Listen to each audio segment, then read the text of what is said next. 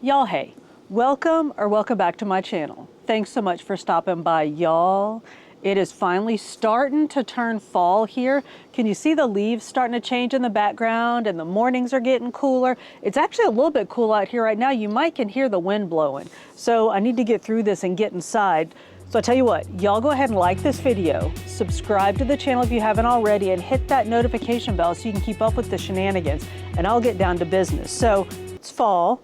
You know what that means? No, not pumpkin spice latte, y'all. It means it's time for some dark academia. I'm so excited. Remember a month or so ago, maybe a little longer ago than that, we were doing a reading vlog, and I think that I had the Atlas 6 like in my pile of books I was gonna read.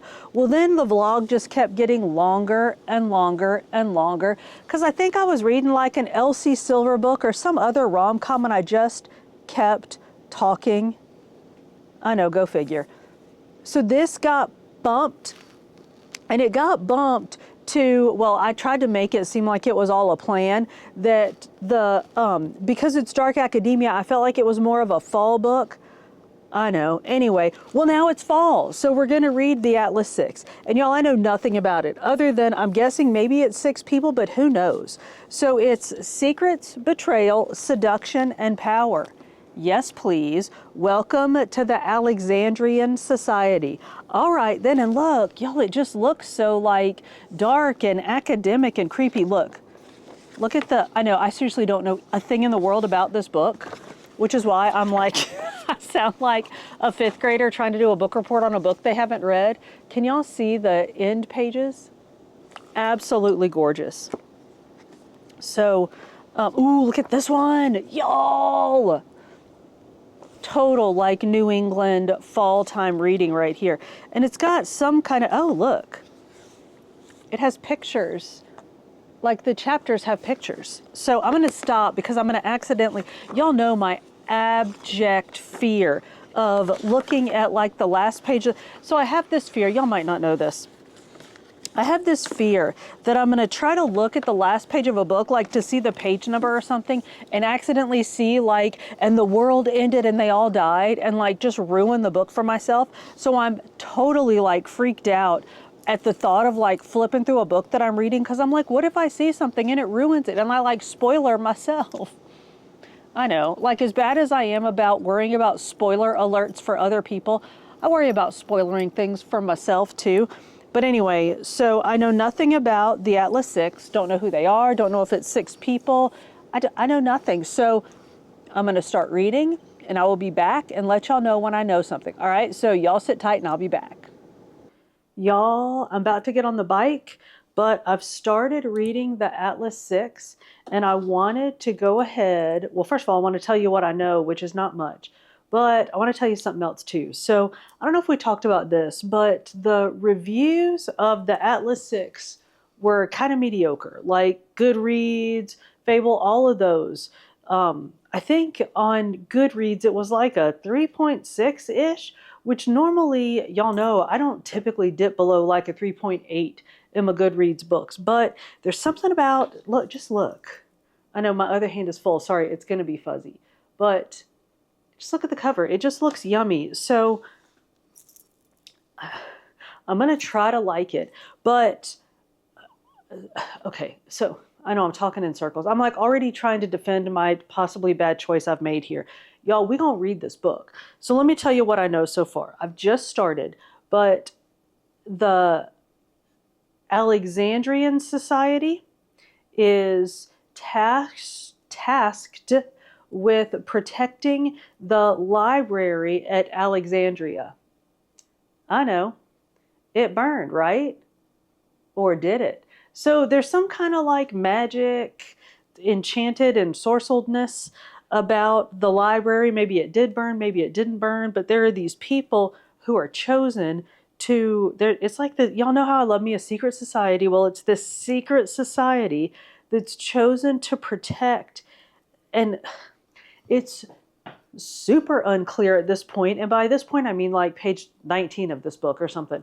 But whether it's the actual like library, like the volumes, or just the information that was there and that was lost when it burned.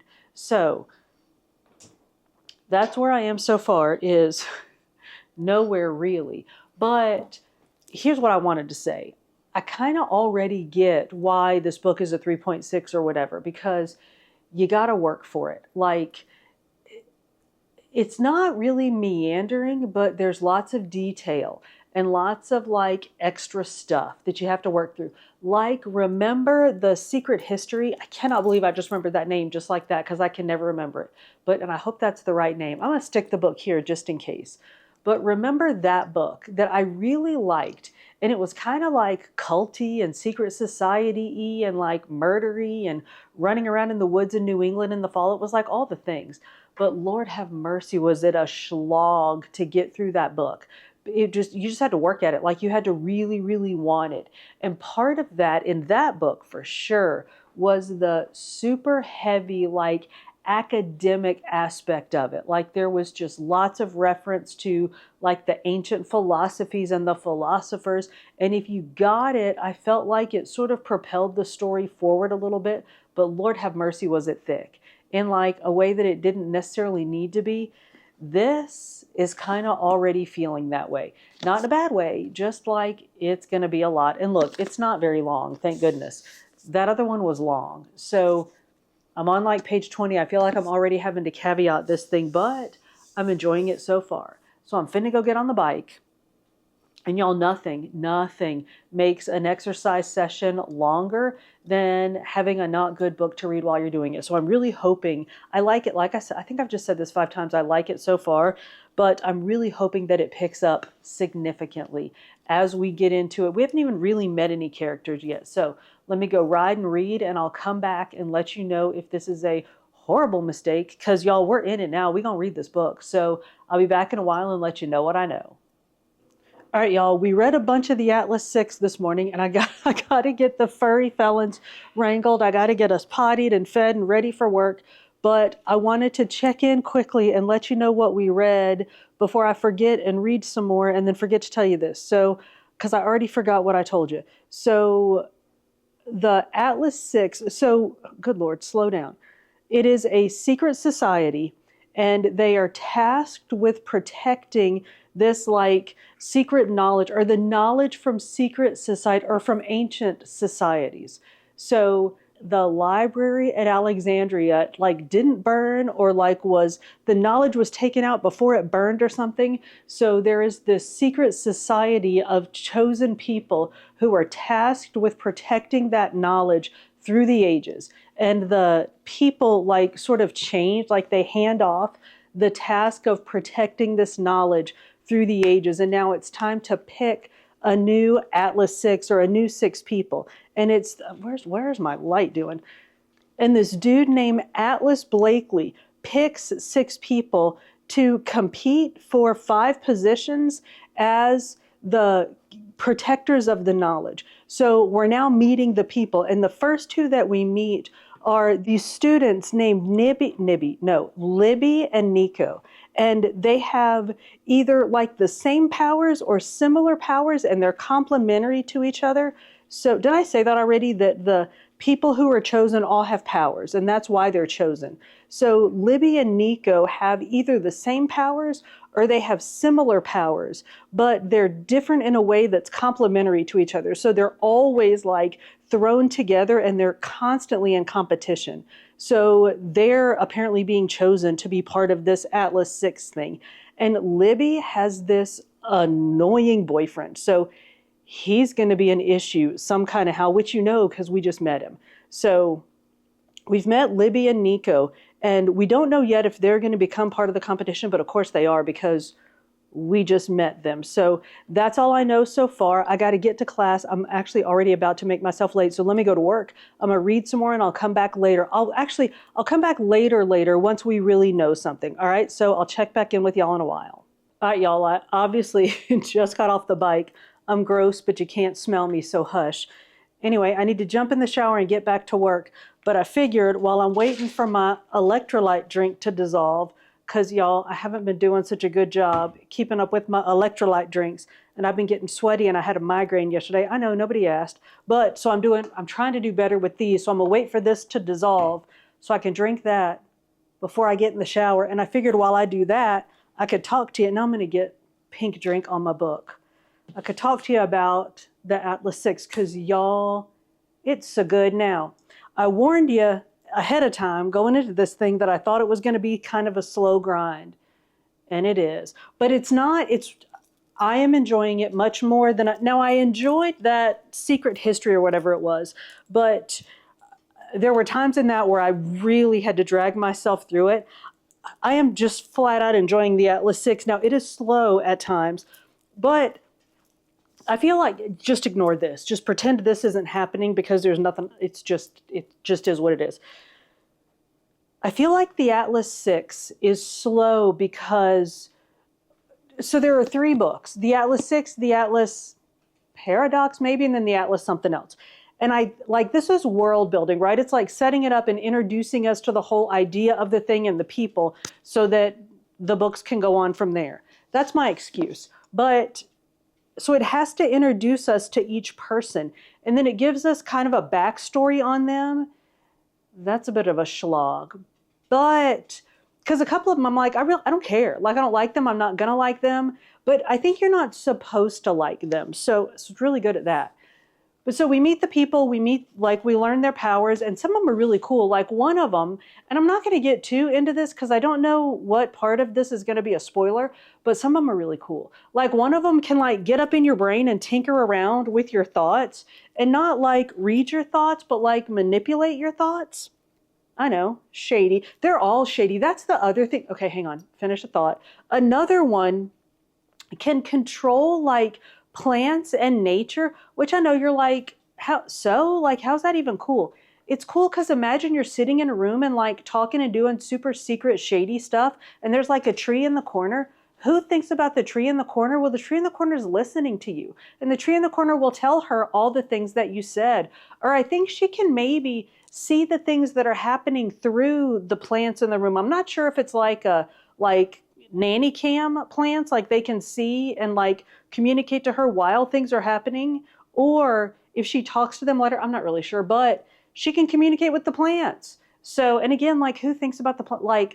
Y'all, I've done some shady business in front of plants and not even thought about it. Okay, anyway, y'all don't need to know that. So they have some really cool, unexpected powers, not the normal ones that you see in books with people with powers. So that's cool.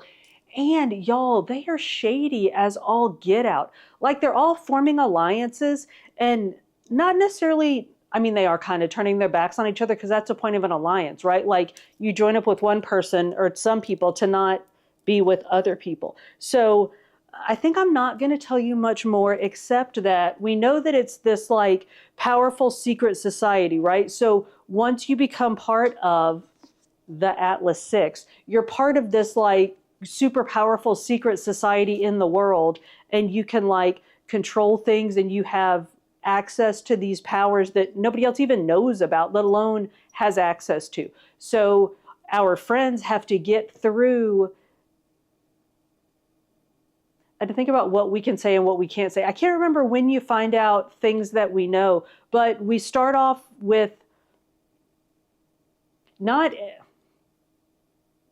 everybody that we meet can be part of the group. Let's just say that. So they're all trying to establish their importance so that they can be part of the group.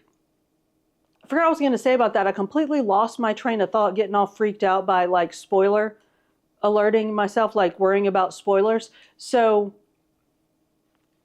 it's interesting learning about their powers and watching the interplay between these people. And y'all, the boyfriend that I told you I thought I wasn't going to I really don't. He's just annoying. And I really want Libby to just slap the snot out of him and be done with him. But there's something about him. It's the kind of character that's his role in the book is almost too awkward. You're he can't just be here. He can't be there for no reason because it's too,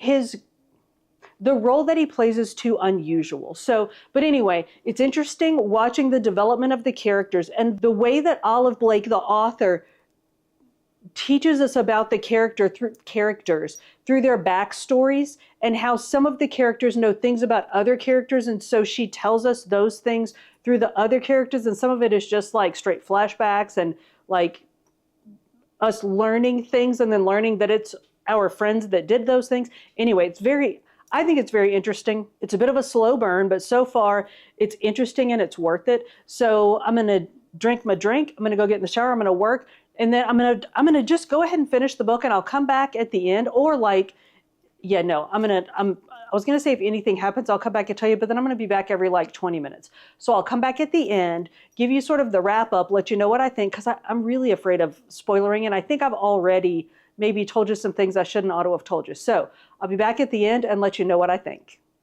Y'all, I just finished Atlas 6 and the Atlas 6. I don't know why I have issues with thes. Like I'll add a the where it doesn't belong and I'll forget a the where it does belong. Let me slow my roll before the popo come and take me away, because I don't know if this is, so this used to be a school and it's not anymore. So I don't know if this is like still a school zone, or I don't even know. I'm just going to slow down. So just finished Atlas 6 and my head exploded. So I was reading and talking to the dogs because, you know, like you do. I was like, oh my God, you're never going to believe what just happened. And I'm like explaining to Bo, the whole like what just happened. And he's just kind of looking at me.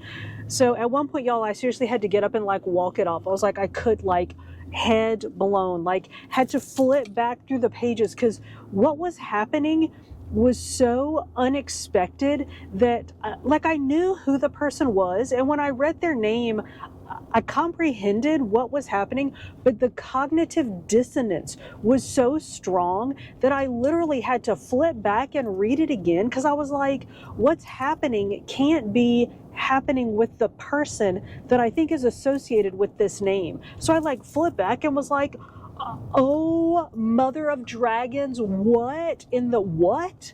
So okay, first of all, let me caveat this by saying, if this is like super weird and jerky edited and you're like, why do you seem to be going that way at this point and then you're going like that way in 5 seconds? It's because editing Danielle is much less emotionally involved in this conversation than talking like live Danielle is. So when I go to edit this, if I'm like, dude, you can't tell them that ruins the whole book, then I'm just going to cut it out. So if it's like all herky-jerky, it's because editing Danielle is like, you're an idiot, stop talking. So I'm going to tell y'all some stuff, and we'll just see if we can get it past editing Danielle in a couple of days in the morning when I go to edit this. So let me tell you what happens. So I told you that the people have different powers, right? And they end up building allegiances.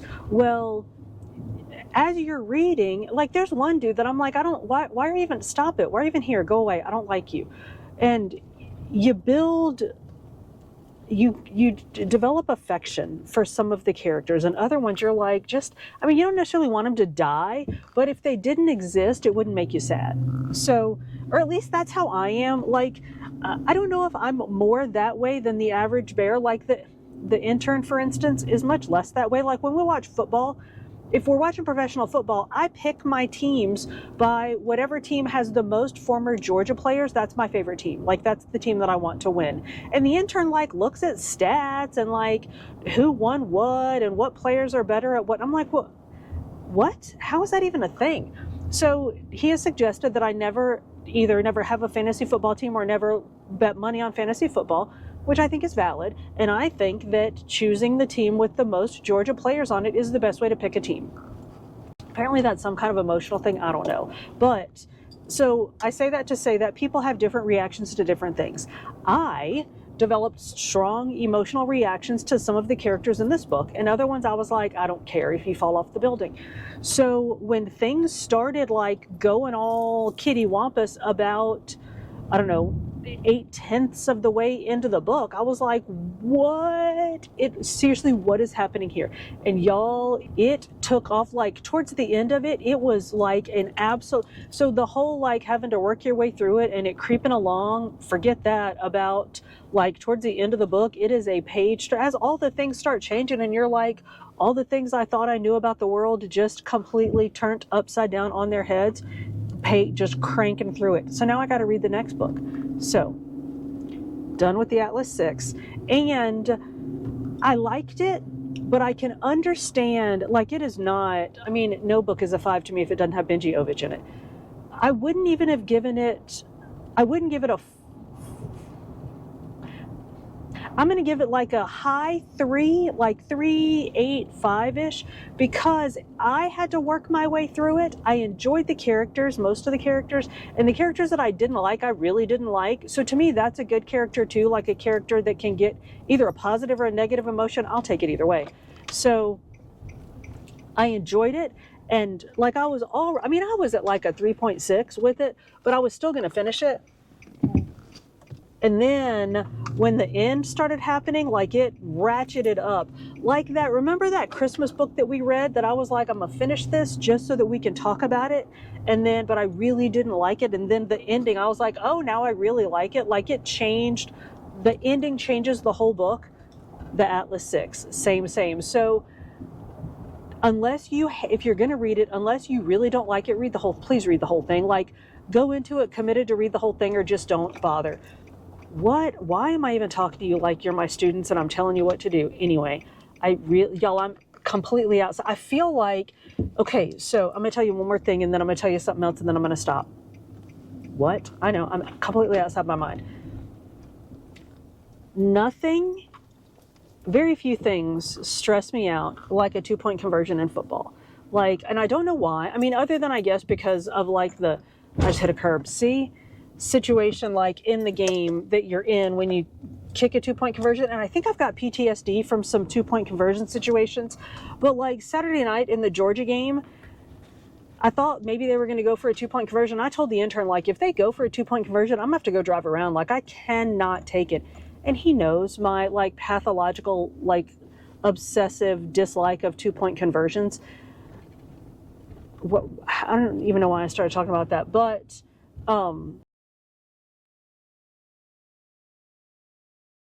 but I have no idea where I was going with that 2-point conversion story, and I don't know why I told y'all that. So it'll come back to me in a second. I'm gonna get a prescription here at the drive-in, and then I'll come back when I remember what my 2-point conversion issue was. So I'll be back, y'all. Hang on. Okay, I'm back. I thought it best to get clear of all curbs and get us back on the road before we reconvened, if you will. So anyway, 2-point conversion stressed me out. The end of the Atlas 6, y'all had me on attack, and now we got to go back, and now there are things left unfinished at the end of the book. I'm just going to leave it at that, because I'm like this, wanting to tell you things, and I'm all stressed out like a 2-point conversion, worried that I'm going to tell you something and ruin things. So I'm not going to tell you anything else about the Atlas 6 other than that it was a bit of a slow grind at points. I enjoyed it, and it was completely worth it when I got to the end. Now, we're done with that, and I have been vacillating on where to go from here, because I don't know how much y'all can, I'm not moving you to look like to show you the leaves, but it's fall-ish here. Like it's fall, the leaves are changing. It's 80 degrees, y'all. I don't know what is happening. Like we're having a little warm snap. It's gonna get cold again very quickly. So I'm not gonna change my reading habits based on the fact that it's a little warm today. So we are gonna continue with our reading of the like fallish books. And here's what I'm thinking is Leigh Bardugo.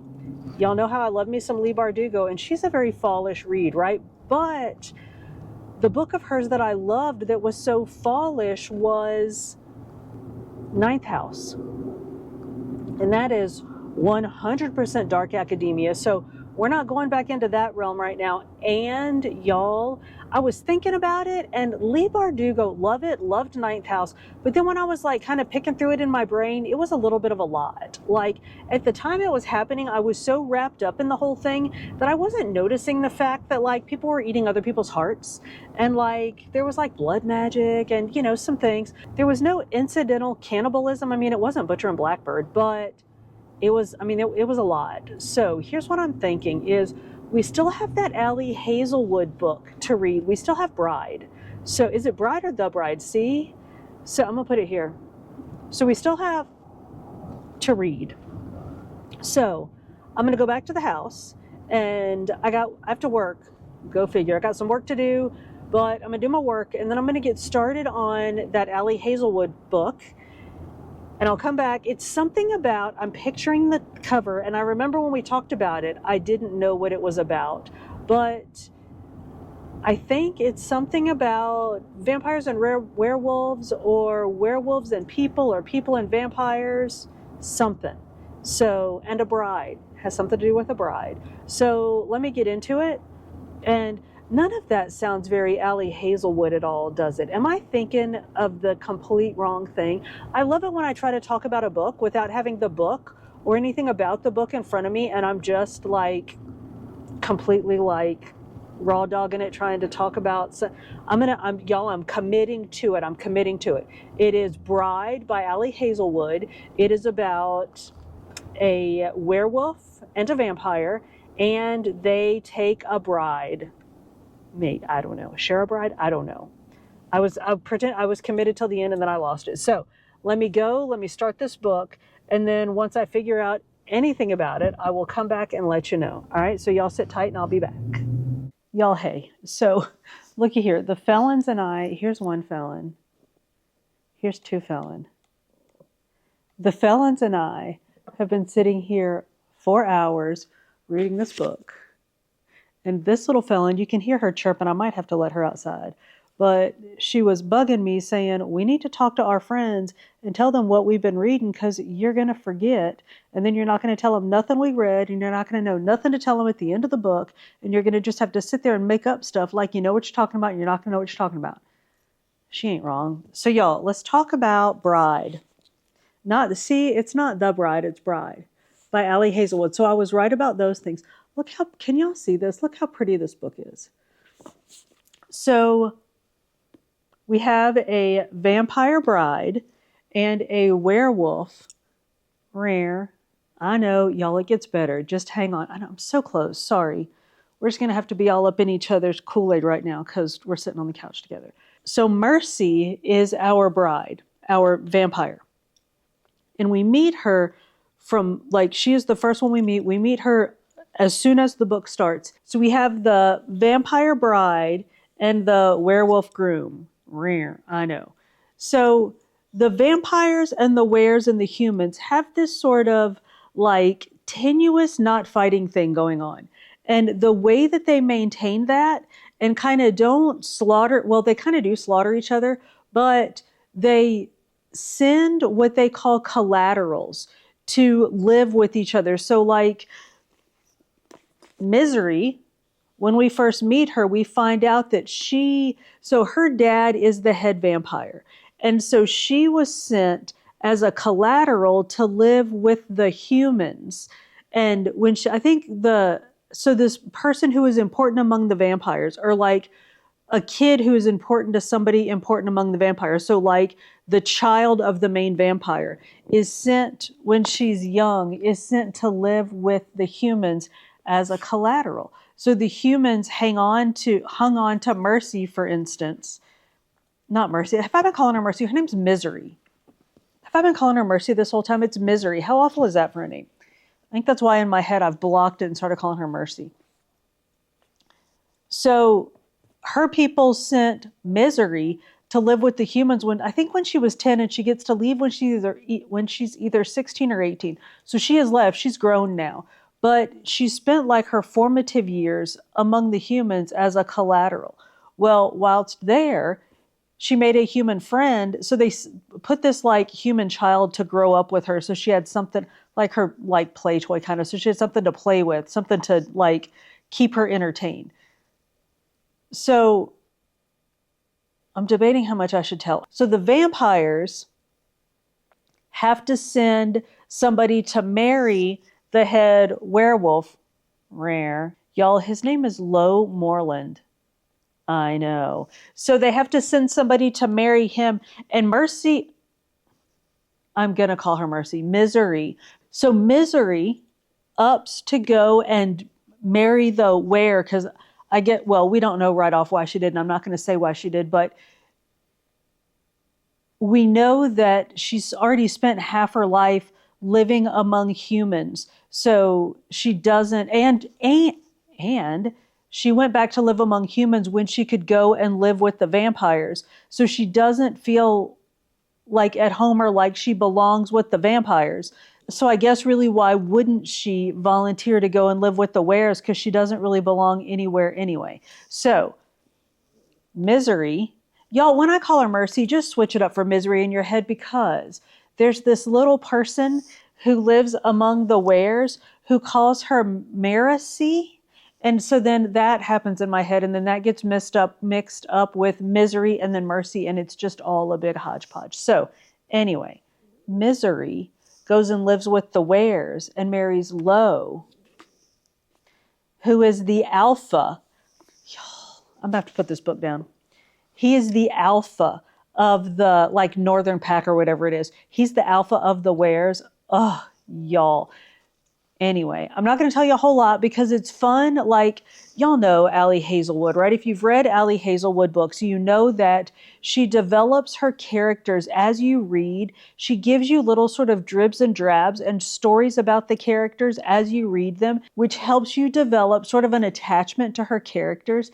And it's just fun. So, and this one, y'all, this one is so serious because it's like vampires and wares fighting, and like they're like blood enemies. So it's interesting to watch that develop, and how things that have happened in the past, like battles they've had in the past that Misery has heard, like she has heard those stories a certain way her whole life. Well, now she's hearing them a different way because now she lives among the werewolves. So she's hearing these like were tales of these sort of legendary things that she's heard a different way her whole life. So it's really interesting. And if you know Allie Hazelwood, you know there's some spice. And y'all, it's vampire werewolf spice. Now, in much the same way that I measure like the value of all like male love interest characters against Benji Ovich, and like that's my 5, and unless it's a Benji, it's not going to be a 5 to me. I measure spice against, sorry, Daisy is being super dicey. I measure spice against Butcher and Blackbird. So this is not, like, this isn't serial killer spice. It is not Butcher and Blackbird. It is spice. It is, I guess it's open door. I mean, it's hard to say because y'all, it's a werewolf and a vampire getting it on, but they do get it on. So yeah, it's open door. So here's my test. Would I want to like discuss it in book club with my mom? No, that is a hard no right there. So I guess it is open door. I mean, not that I would even want to discuss like closed door with my mom anyway. But it's, so I guess it does get a little like spicy. But again, it's a vampire and a werewolf. So I don't know. It's difficult to discuss. So, well, and I'm just going to stop right there and tell you that if you're like super spice sensitive, I mean, you probably already know that Allie Hazelwood will get into some spice. So it is very, very good. The characters are absolutely enchanting.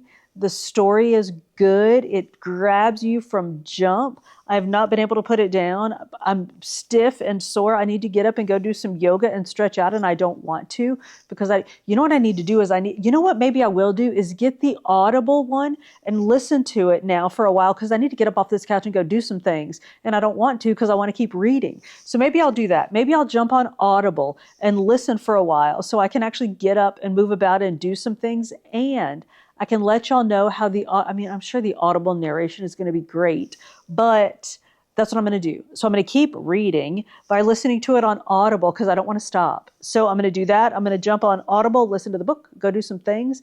And then, y'all, I don't know if I'm going to come back before I'm done. I know I've told you like one thing about the whole book, but the things that you figure out, like, okay, I can tell you one thing, is that Misery's best friend disappeared. And so she's trying to find her. She doesn't know what happened to her. So that's part of like her whole deal is trying to find her friend. And that gets super like all kinds of twisted up very, very fast. So, which is part of why I can't get off this couch is because I can't stop reading because we have to find her friend.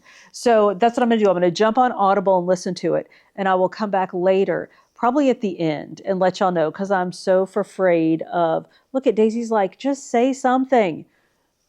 I'm so afraid of giving spoilers that I'm probably just going to come back at the end and let you know how awesome it is. But y'all, so far, it is so, so good. So I will be back in a while, probably tomorrow. I'll be back tomorrow and let you know what we thought. All right, so I'll see y'all tomorrow.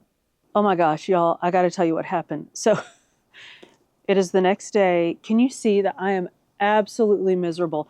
So the furry felons are out running around the Culdy causing havoc. So I might have to jump up in a Here Comes Bo. I'm going to go ahead and disavow any knowledge of anything they do behind me. I apologize if anything untoward happens back there, but I just can't today. I cannot. Because I was up entirely too late last night finishing this little ditty. So remember, I was getting up off the couch. I was going to listen to it on Audible. I was going to do my things. And that worked for a while until I'm walking around the kitchen. Actually, I cooked dinner. We ate dinner. Like I listened while I was cooking dinner. We ate dinner. Things were moving right along. Y'all, this book is so good. So we know Allie Hazelwood is like funny and her writing is poignant. So like you're clicking right along and things are fine. And like there's some spice and some, parts start rubbing against parts. And then it's poignant and somebody gets their heart. You know what? Hang on. Let me put the dogs in because other dogs are barking and things are about to go bad again. So let me put them up. I'll be right back. Okay, so cooked dinner, we ate dinner, I was cleaning up the kitchen and listening and like things started changing in the book and I was like, wait, what just happened? And of course the intern is walking around like, what's wrong? Because I say out loud, wait, what just happened? I'm like washing dishes and go, what just happened?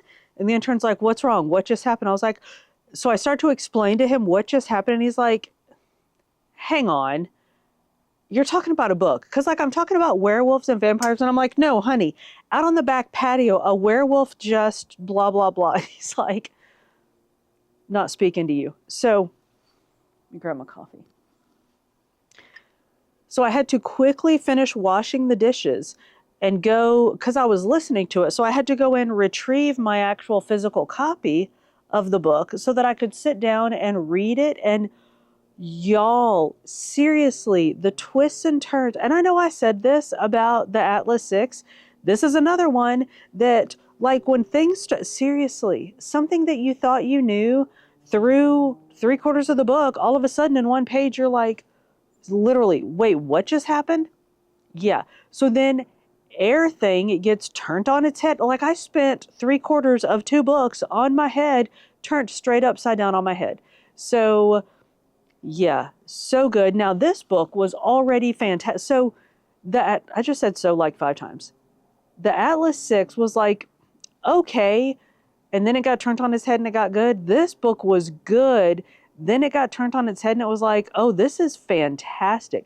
Y'all, it is so good. The character development is Allie Hazelwood. I think maybe not at her finest, but no, it is at her finest. It is so good. And the added sort of dribs and drabs of the werewolf and vampire things are really good, very interesting. And the statements, sort of subtle undertone statements that she makes about people getting along and like getting along with people that you're not supposed to get along with, or like if somebody tells you you can't get along with people or shouldn't get along with people and getting along with them anyway. And much like with, what was the book, House in the Cerulean Sea? I haven't read any sort of backstory on this book, so there might or might not be backstory on this that I don't know.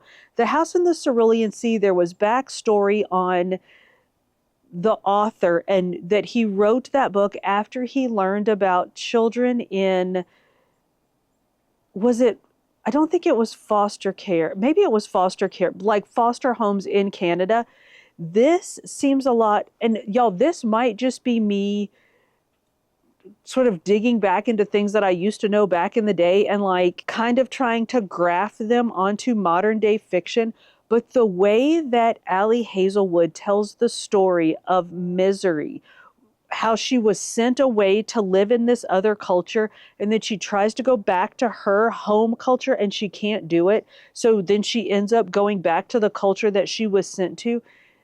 It was reminiscent to me of what happened to indigenous native children back in the day when they were sent to schools to be taught to be white. And then once they were either like aged out of those schools or got out of those schools some kind of how, and then tried to go back to their native culture, and they couldn't because they didn't fit anymore. It was called back to the blanket movement. They couldn't go back to their native culture because they didn't fit in there anymore, and they were never accepted in the like white, I don't know the right word for it, but like the white culture never accepted them because they weren't like meant to be part of that culture. I just felt like what Misery went through in this book, if it wasn't meant to be a statement about that, y'all, it just smacked of that so much to me. And it truly might have just been me graphing something that I've learned about our history onto this book. And if that's what happened, it made it even more brilliant that she didn't do it intentionally, but that these are things that have happened and probably happen today to people who are like sent to other cultures and then try to go home and it just doesn't work. Anyway, I thought it was brilliant. The whole book is amazing. I am exhausted. I've been up for 4 hours teaching y'all. I can barely put 4 sentences together, as you can see, but I'm done with this. I'm sad that it's over. I'm a little bit mad at myself. Just like I do with most Allie Hazelwood books and every Emily Henry book, tore through it, devoured it. Now I'm done with it. And I'm like, well, now I'm sad my friends are gone. Because now I'm sad my friends are gone. But there is a huge cliffhanger at the end. So I expect does she do, you know what? She does interconnected books. So there's going to be another one. There has to be. The way she left this one dangling at the end, there has to be another one. So absolutely fantastic. 100% recommend. I like 72% recommend the Atlas 6. I 100% recommend this one. Now we are going to read some Leigh Bardugo. And y'all, it's probably going to be, is it Shadow and Bone that's the first one of that whole thing? Y'all remember I tried to read Six of Crows and I got about 3 pages in and was like, am I reading English? Because I have no idea what these words are. And it turned out that Six of Crows? Again, let me stick the book here because I don't know what I'm talking about. I'm going to blame that on my exhaustion. I started reading it and it's supposedly the first of a trilogy or something, but it turns out that trilogy or whatever how many ever books in the set is it comes after another set that's like 3 or 4 books. And I think the 3 or 4 books before that one starts with Shadow and Bone. So whatever that first set that comes before Six of Crows, I think I'm pointing at the books in my mind, like I can see them like they're sitting in front of me right now. So I'm going to start with the first book of that series. I think it's Shadow and Bone. So let me drink some more coffee. Let me go find the furry fella and see what they're up to. I got to teach some more classes. I got to ride the bike. I got to do some work. So I'm going to start Shadow and Bone and I'll come back and let you know what I know. All right, y'all, I'm about to go jump on the bike, but I need to check in and let you know I've been reading Shadow and Bone. I think you already knew we were going to read this. So good. It is Leigh Bardugo. We knew all this, but I did not know, or I might have forgotten. I might have known before, but forgotten. I think it's YA or some kind of like, yeah, not even like new adult. I think it's YA because, and let me go ahead and caveat all of this by saying, I don't say any of this like negatively because I'm really enjoying it, but it's not very, I don't know. I don't want to say it's shallow because that sounds mean, but none of the storylines so far are very involved. Like there are lots of storylines and they sort of like crisscross and you can totally tell it's world. I mean, besides the fact that it's the first of like 6 books in this world that I want to read, you can tell it's world building even without knowing that there are like half a dozen books you need to read about it. But you can just tell the way that I'm trying not to keep saying the world building, but the way that it's developing the characters and the plot lines and the different sort of types of creatures. And I don't even know, like, not strains of magic, but like there are magical creatures and there are or creatures with powers and then creatures with other kinds of powers. But I've said so many things without saying a single actual thing, but I just wanted to like point out that this is kind of YA-ish. So we started off with Atlas 6, which was very dense, lots of stuff to sort of follow and unpack and understand. Then we went to Bride, or the Atlas 6, sorry. Then we went to The Bride, which was not shallow at all, but didn't have all of that dense, like, you gotta want it to get through it kind of stuff like the Atlas 6 did.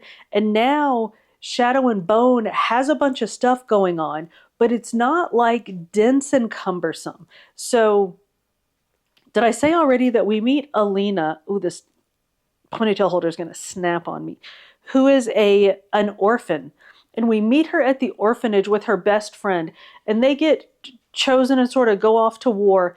And y'all, as always, I don't want to say too much. But we do learn this very soon, like very quickly in the book, that bad things happen to them. They get attacked. And she sort of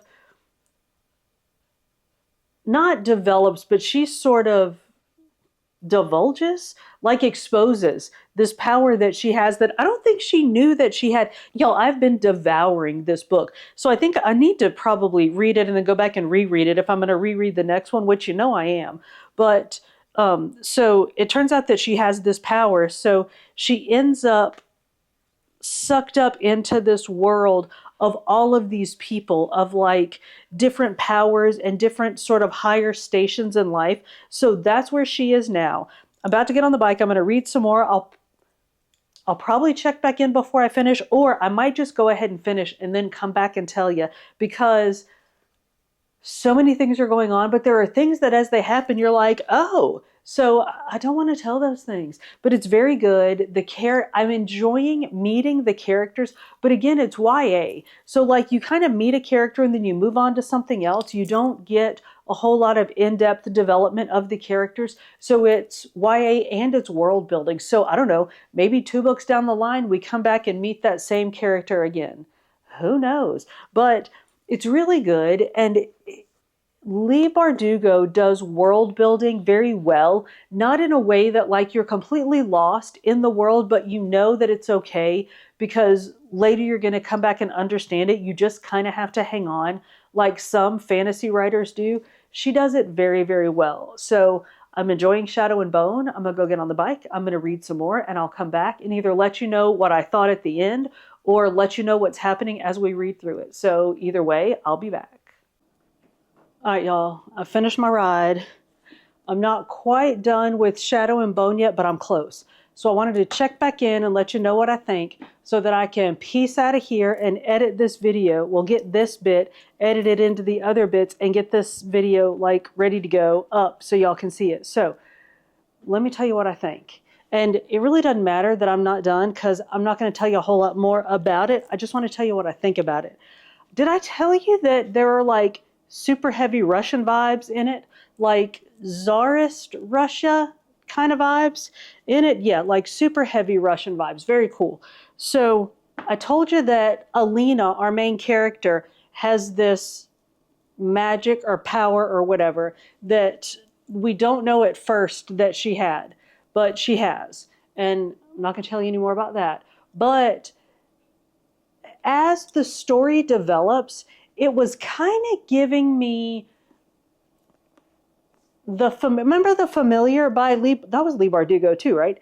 The book The Familiar, it was kind of giving me those kind of vibes with these people with different powers and how they would like perform and showcase their powers, where in that one they were competing. But in this one, they're like showcasing their powers, but they're also like, there's this hierarchy and they sort of compete for fate. I'm just going to say they compete for favor. That's all I'm going to say. I'm not going to give anything away, but y'all, it is so good. And again, The Familiar is like grown-up fiction. This is YA fiction. So even though it's developing, like you're meeting characters and things are developing, like it's not that heavy and it's not that dense. The settings are, y'all know I hate to use the word enchanting, but I get enchanted and ensorcelled by things. I am completely ensorcelled by is it the Grisha verse? completely ensorcelled. So I will finish this book and I'm going to want to start the next one right away. But y'all, we got other stuff to do. So this one is, all of these have been thumbs ups. This is an unqualified thumbs up, as what like the Bride, or no, sorry, Bride was 2 thumbs up. And the Atlas 6 was, it was a thumb and a half up, but there was a bit of a qualification there, right? So we had a qualified thumbs up, a super thumbs up, and a thumbs up. So that's pretty good for 3 books, y'all. That's it. I'm gonna get out of here. Let us know what you're reading. Are you reading books for fall? If so, what is your fall read? Let us know in the comments. Y'all, thank you so much for hanging out with me. If you made it this far, we are most definitely friends. So go ahead and like this video, subscribe to the channel if you haven't already, and hit that notification bell so you can keep up with the shenanigans. I upload food and fitness videos at the beginning of every week with some book videos sprinkled in between. See you on the next one.